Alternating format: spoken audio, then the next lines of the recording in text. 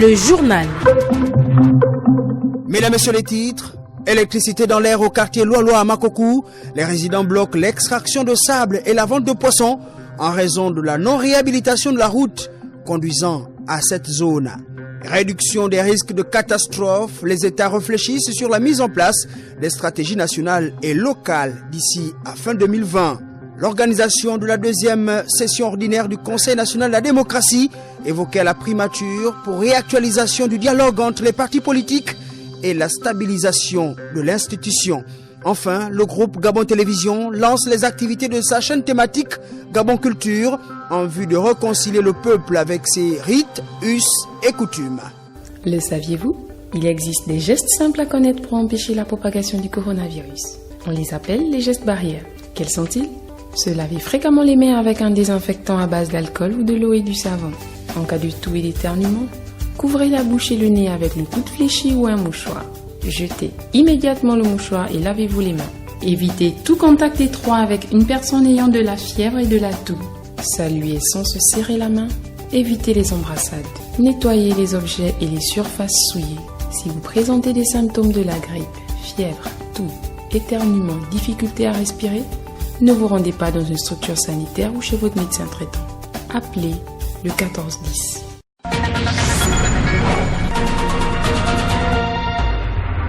Bonsoir à tous, je suis Achille Mwanda Moussotsi. Le social en ouverture, les populations habitant le quartier Loa-Loa dans le 2e arrondissement de Makokou en colère. Elles ont érigé des barricades pour empêcher toute activité d'extraction de sable et de commerce de poissons. Une grogne consécutive à la non-réhabilitation de la route dans cette zone. Pascal Eletendouaba est en ligne de Makokou.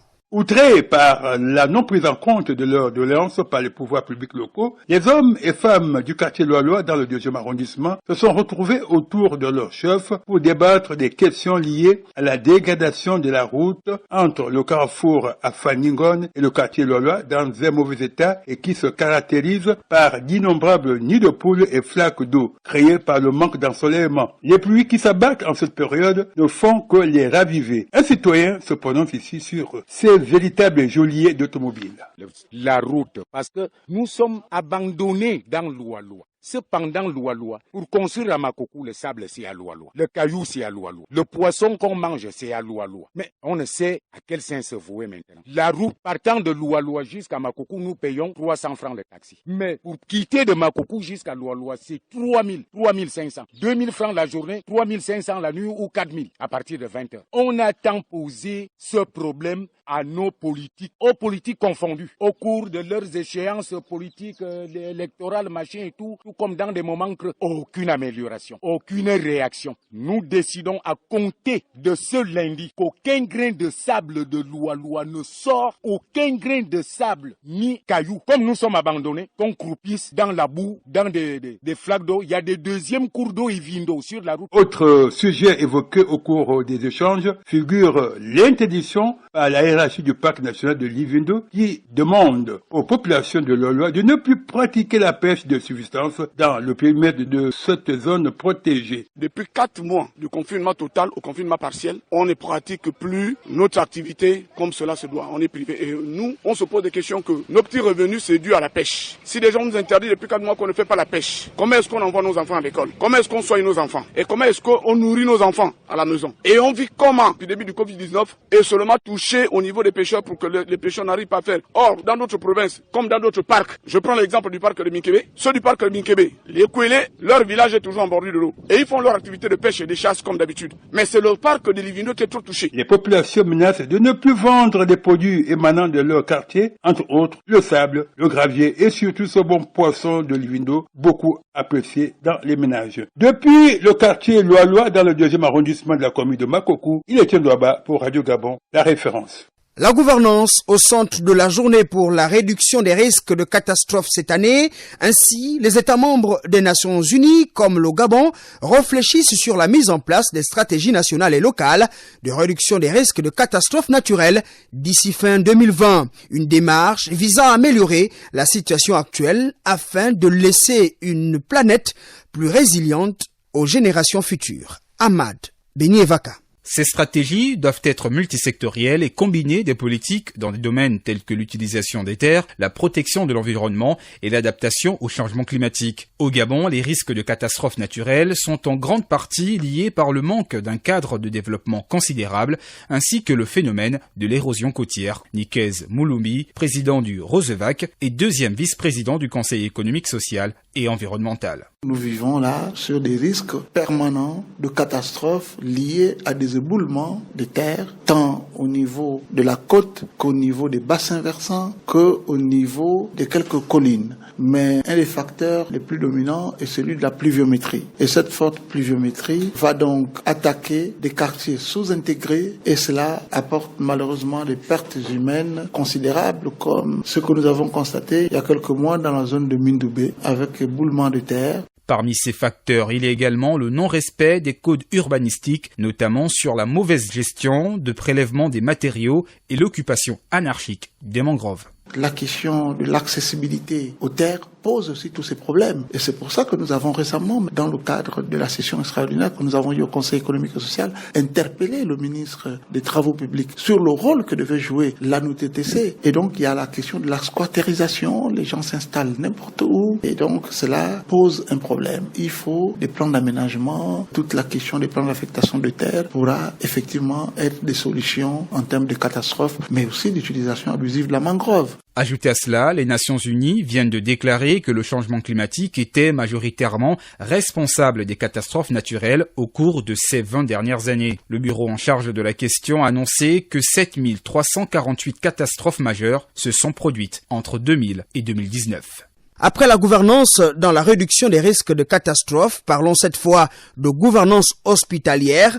Les responsables des structures sanitaires publiques du Gabon renforcent leur capacité en gestion pendant 3 jours à Libreville.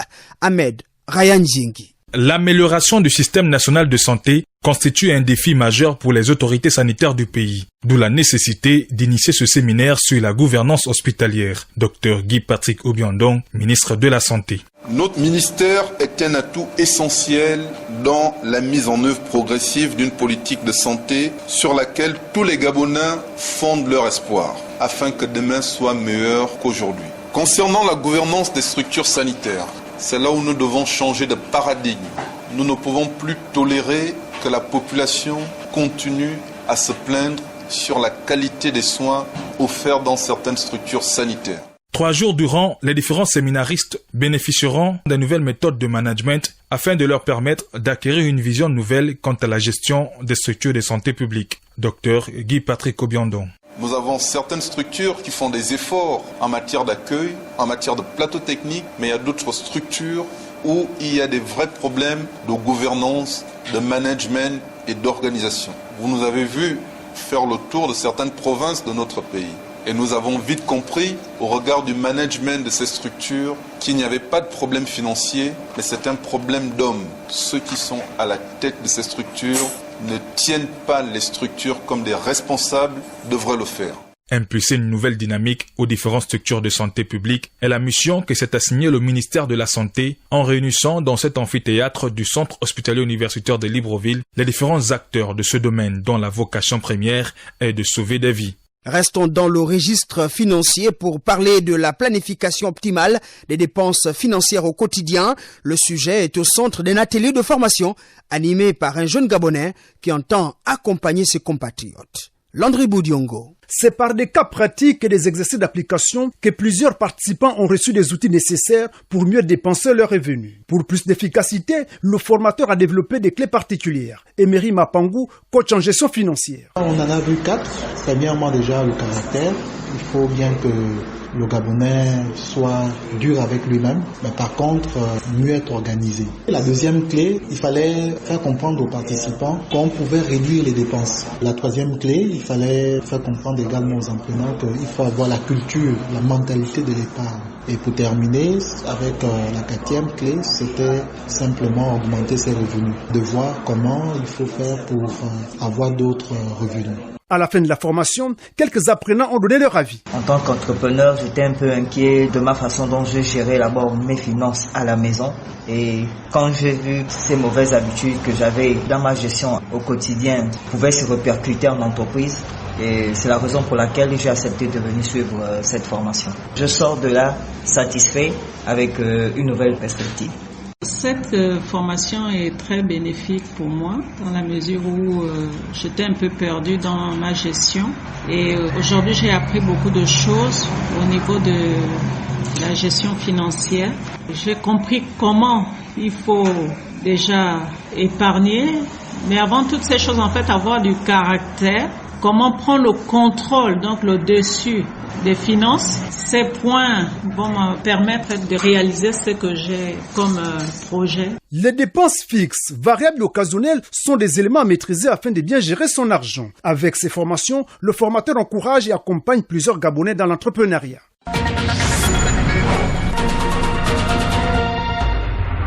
Bientôt, de nouveaux amphithéâtres à l'université Omar Bongo pour faire face à l'augmentation des effectifs des apprenants. À côté de cela, il y a un dispositif sanitaire de riposte contre la Covid-19. Le constat est signé Edgar Kaba.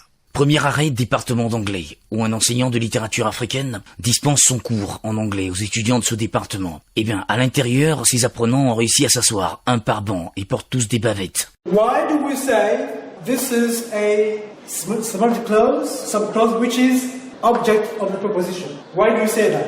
Listen to what? Listen to what? Là, il n'y a pas simple un devoir. On est obligé de le scinder en deux groupes pour que ces mesures soient respectées. Thermomètre à l'entrée, lavage de mains, il y a les flux. Pour le moment, on va dire que l'affaire est là, c'est réglé. Maintenant, si vous voulez quand même qu'on vous dise des choses, qu'est-ce que ça va donner à la rentrée? Est-ce qu'on va scinder les groupes aussi en deux pour la rentrée? Donc ça, c'est des vraies questions. Je pense aussi qu'il faut toujours soulever.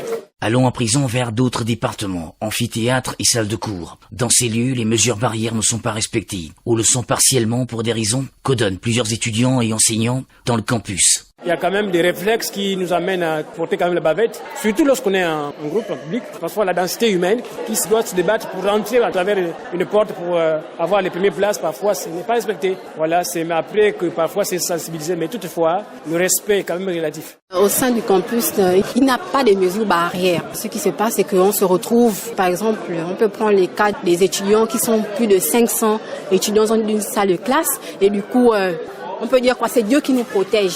Ils avaient promis de distribuer des kits pour accompagner les étudiants. Même l'enseignant n'est pas du tout accompagné. Il est aussi en danger que nous. À notre arrivée à l'université Omar Bongo, à vue d'œil, on a pu constater la présence de quelques cubiténaires visiblement installés à certains endroits pour le lavage des mains. Votre émission Gabon Politique reçoit demain, dès 10h05, l'honorable Arsène-Edouard Kogenze, par ailleurs président du parti politique RV, le Rassemblement des valeurs. Parmi les sujets au cœur de ce rendez-vous figure le bras de fer État-Église sur la réouverture des lieux de culte et la découverte de la dette intérieure douteuse par la task force. On écoute en avant-première Arsène-Edouard Kogenze. Si on peut réduire l'endettement en toilettant ce fameux fichier de la dette intérieure du Gabon, c'est une bonne chose. Je ne peux que féliciter le travail de cette task force qui a permis de découvrir ce gros scandale. Maintenant que les responsables puissent assumer leurs faits. Aujourd'hui, c'est vrai, quelles sont les entreprises qui sont indexées? Quels sont les agents de l'État qui ont favorisé ces fameuses factures? Tout ce monde doit répondre et leur faire geste devant la justice s'il le faut. L'approche de l'Église, selon moi, n'est pas bonne. Elle n'est pas bonne. C'est vrai que tout le monde veut aller prier. On veut ouvrir les églises. Mais aujourd'hui, le gouvernement, en prenant toutes ces préventions, veut protéger sa population. Aujourd'hui, ce que nous demandons aux églises, c'est faire preuve de patience et d'apaisement. Le ministre d'État en charge de l'Intérieur a ouvert un dialogue. Il est en train de discuter. J'ai vu le maire de Libreville recevoir les hommes de Dieu par arrondissement. C'est qu'il y a des réunions qui sont en train de se faire. Et ils sont en train d'étudier comment rouvrir les églises. Aller de tout de go, essayer de faire un rapport de force avec le gouvernement, c'est une mauvaise idée. Arsène-Edouard Kogenze, le président du parti RV, invité demain de l'émission Gabon Politique à 10h05 sur nos antennes. Améliorer la connaissance et la prise en charge des malades, c'est autour de cet objectif qu'est célébré ce jour par la communauté internationale la Journée mondiale de l'arthrite. L'arthrite est une maladie chronique des articulations. Rokia Moneme nous en parle. L'arthrite chronique est une maladie inflammatoire qui touche les articulations. Elle est liée à un dysfonctionnement du système immunitaire responsable de la douleur, de gonflement, et si la maladie n'est pas traitée correctement ou précocement, à des déformations ou à des destructions articulaires potentiellement irréversibles. L'arthrite chronique la plus fréquente est la polyarthrite rhumatoïde qui affecte plus d'1% de la population mondiale, touchant principalement les femmes jeunes. Son origine peut être rhumatismale ou infectieuse. C'est une maladie généralement bénigne, mais qui peut être invalidante. D'autres maladies inflammatoires telles que la spondylarthrite, l'arthrite psoriasique, le lupus, la sclérodermie, l'arthrite juvénile idiopathique ou les connectivités peuvent également se présenter par des arthrites chroniques. Au Gabon, comme dans nombre de pays subsahariens, les arthropathies inflammatoires restent assez peu étudiées, au contraire de l'Occident où des affections suscitent de nombreux travaux, notamment en recherche fondamentale. Le déficit en moyens d'investigation pourrait être une explication, mais non exclusive.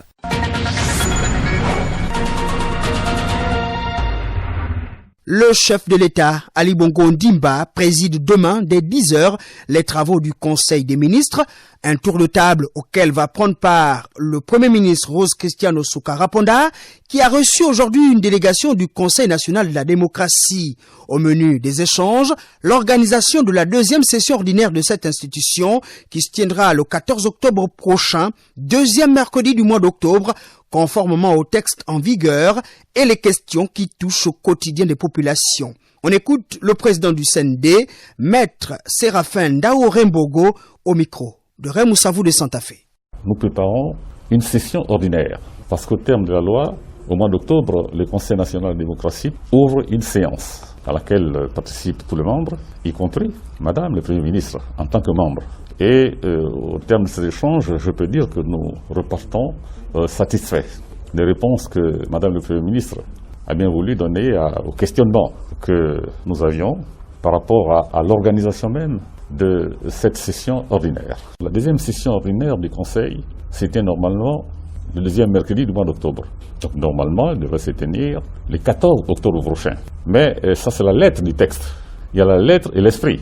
Vous pensez bien qu'il n'est pas toujours facile d'organiser une session en raison de la conjoncture actuelle et des problèmes générés par les difficultés du moment.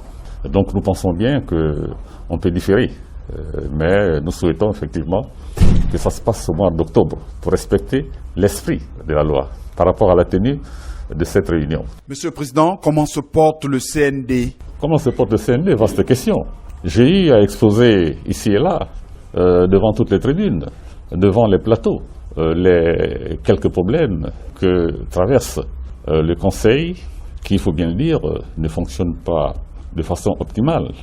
Mais j'ai bon espoir que des réponses appropriées seront apportées pour que ce Conseil retrouve la place qui est la sienne au sein des institutions de la République. Du côté du Parti démocratique gabonais, son secrétaire général multiplie les rencontres sectorielles pour mieux vulgariser les activités et la vision de cette formation politique. Le conseil consultatif des sages la semaine dernière, Eric Dodo Bungenza échange cette semaine avec les hauts cadres et membres du gouvernement issus de ses rangs. Ahmed Rayanzingi. Ces rencontres se tiennent conformément à l'esprit de la ligne fondamentale du Parti démocratique gabonais, guidée par le style consultatif et participatif. Eric Dodo Bungenza, secrétaire général du PDG.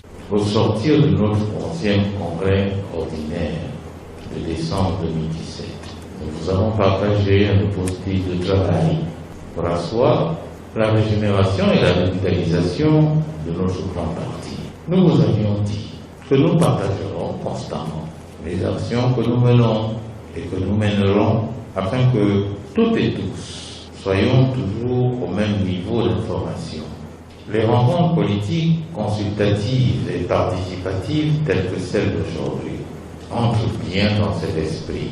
Les actions menées par le directoire du Parti démocratique gabonais se fondent sur la mise en œuvre d'une feuille de route sectorielle des membres du secrétariat exécutif et réalisée globalement à ce jour à 70% avec le concours des membres du bureau politique et des hauts cadres de ce parti. Eric Dodo Bungenza. Malgré vos actions individuelles et collectives, vous avez tout fait pour rester dans la ligne directrice, celle de pouvoir respecter les consignes gouvernementales, parce que c'est le distingué camarade président qui est garant constitutionnellement de la préservation de la santé de nos populations, donc de nous tous. N'eût été cet esprit de discipline et de cohésion, on aurait pu partir dans tous les sens. La mobilisation des structures de base, l'éducation politique, la communication politique et citoyenne, l'organisation d'événements de proximité, l'approche relationnelle qualitative entre cadres de ce parti et la réforme des finances ont, entre autres, fait l'objet d'échanges féconds au cours de ces rencontres contributives et participatives au renforcement de l'édification du PDG au niveau national et à l'étranger.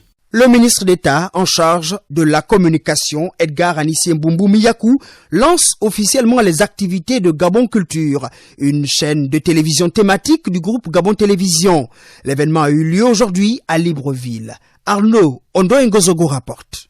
La mise en service de la chaîne thématique Gabon Culture était l'une des missions assignées au directeur général sortant du groupe Gabon Télévision. Cette mission a largement été atteinte selon le ministre d'État en charge de la communication qui décline ici les enjeux de la nouvelle chaîne de télévision. Edgar Anissé Mbumbu Miyakou. Permettre à notre jeunesse de se réconcilier un peu avec sa culture et son pays. Parce qu'au-delà de la culture, il y a le Gabon que nous devons magnifier dans toutes ses formes.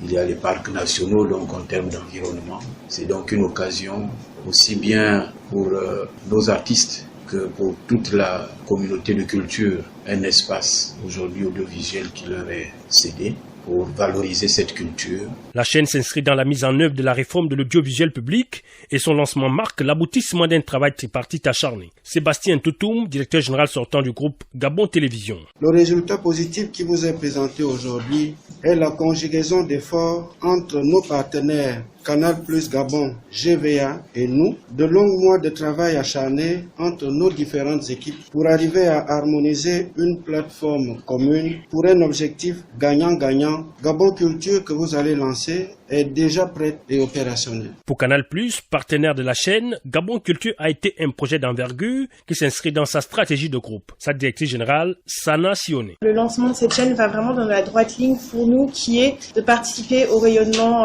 culturel du Gabon, que ce soit ici en local mais également à l'international. Dès le lancement officiel de la chaîne, on aura bien une chaîne qui est présente sur 100% du territoire gabonais et accessible à l'ensemble de nos abonnés. Nous faisons en sorte que le Gabon s'illustre et soit présent. Bien sûr, nous avons déjà 5 chaînes qui ont été produites au Gabon, qui sont présentes dans nos bouquets. Les contrats ont été signés entre Canal+ et le groupe Gabon Télévision. Désormais, la communauté de la culture est invitée à se mobiliser pour animer les programmes de cette nouvelle chaîne thématique.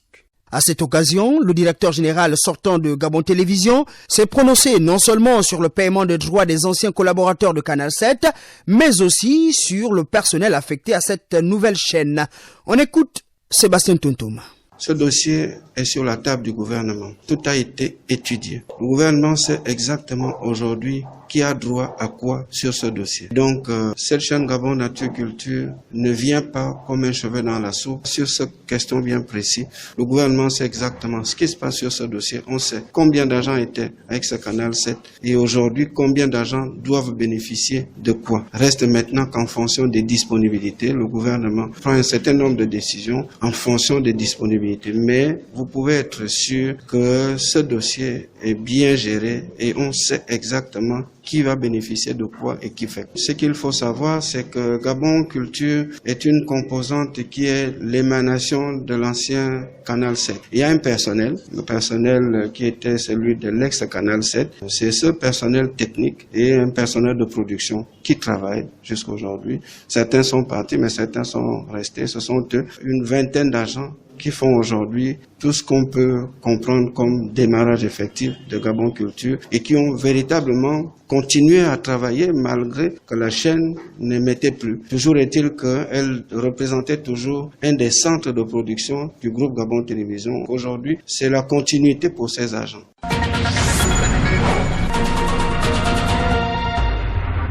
L'actualité hors de nos frontières avec vous, Marina Moussavou, Mbolo Samba. Mbolo Samba, Chimwanda Moussoti. À l'entame de cette page internationale, la rentrée des classes aujourd'hui en République démocratique du Congo. Effectivement, des millions d'élèves congolais ont repris le chemin des classes aujourd'hui sous fond de gratuité après 6 mois de fermeture de classe en raison de la Covid-19. Et pour cette rentrée particulière, le président Félix Tshisekedi a décrété la gratuité des frais de scolarité pour tous les élèves du primaire. Allons au Nigeria où l'effondrement d'un immeuble à Lagos fait de nombreux morts. Cet effondrement de 7 immeubles de 3 étages en construction dans un quartier populaire de Lagos a coûté la vie à 6 hommes et 2 femmes. Cet effondrement s'est déroulé hier. Les 8 corps sans vie ont été sortis des décombres et 20 autres personnes ont été retrouvées vivantes. On termine par l'Afrique du Sud où le président de ce pays appelle au calme après le meurtre d'un infirmier blanc. Un meurtre qui vient raviver les tensions raciales et provoquer des incidents. Il y rappelant qu'il y a 10 jours, un fermier blanc âgé de 22 ans a été ligoté puis assassiné. Le meurtre a eu lieu à Free State, à 200 km de Johannesburg.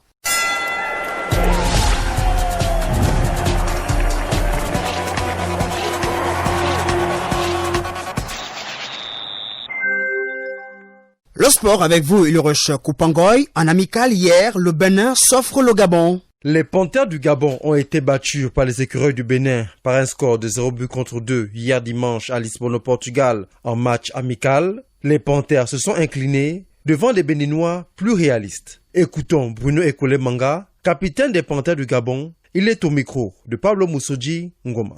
On n'a pas été réaliste sur le deuxième mi-temps.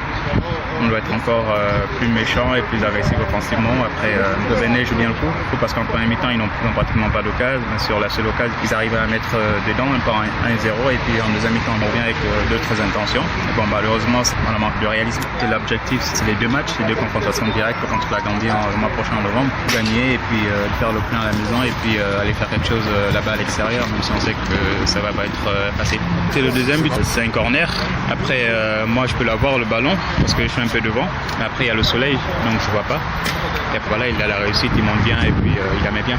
Bruno Ekoulemanga, le ministre en charge des sports, Franck Guéma, a félicité les Écureuils du Bénin pour leur victoire face aux Panthères. Il déplore plusieurs absences côté gabonais avant de rassurer le public pour la double confrontation contre le Bénin. Nous l'écoutons. Je félicite le Bénin d'avoir fait un match rigoureux. C'est vrai que les Panthères du Gabon, avec 5 titulaires absents, on a bien vu que les jeunes ne sont pas encore au niveau. Mais vous savez, c'est un match amical, un match de préparation.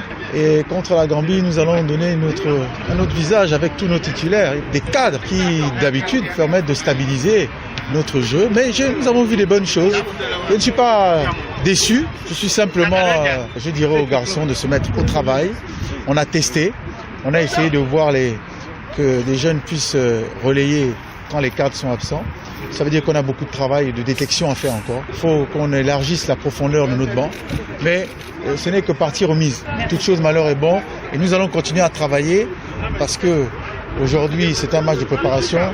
Mais la double confrontation, c'est la réalité. Et là, nous aurons tous nos cadres et ça sera une autre affaire. Franck Guéma, ministre des Sports. On reste dans le football.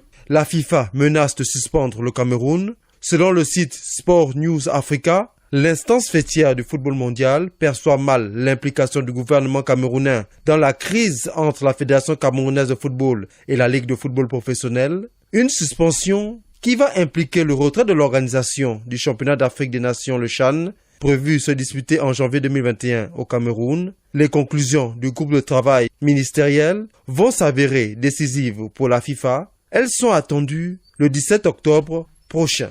Du basketball, du 23 au 25 octobre prochain, Yaoundé, la capitale du Cameroun, va abriter le dernier tour préliminaire de l'Afro-Basket masculin 2021. Ces qualifications concernent le Soudan du Sud, le Cap-Vert, le Tchad et le Zimbabwe. Le vainqueur du tournoi va compléter le groupe E où se trouvent le Maroc, l'Égypte et l'Ouganda. Il faut noter que la FIBA compte organiser les éliminatoires de la compétition de novembre 2020 et février 2021 en bulle. Pour le moment, les villes hôtes ne sont pas dévoilées. La fenêtre de novembre est prévue du 27 au 29 novembre, mais le calendrier pourrait être modifié. Enfin, les prochains Jeux africains de la jeunesse 2022 vont désormais se tenir en Éthiopie au détriment du Lesotho qui a pris trop de retard dans l'organisation de cette 4e édition en raison des difficultés économiques liées au Covid-19. Une décision prise récemment par le Comité olympique africain, le Lesotho va abriter les Jeux africains de la jeunesse en 2026, une compétition réservée aux athlètes de 15 à 18 ans du continent. C'est avec ces nouvelles de sport que se referme ce journal, mais avant, le rappel des titres. Électricité dans l'air au quartier Lualua à Makokou. Les résidents bloquent l'extraction de sable et la vente de poissons en raison de la non-réhabilitation de la route conduisant à cette zone.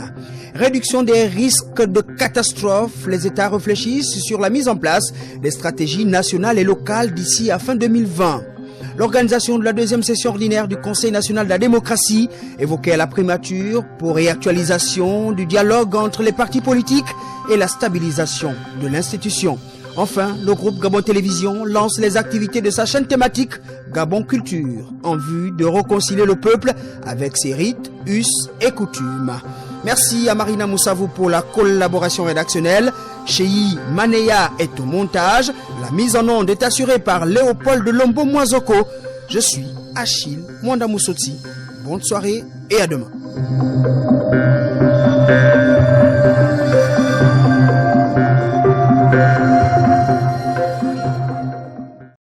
Vous êtes câblé sur Radio Gabon émettant de Libreville, 88.7, 96.5 FM. Où que vous soyez, nous sommes avec vous.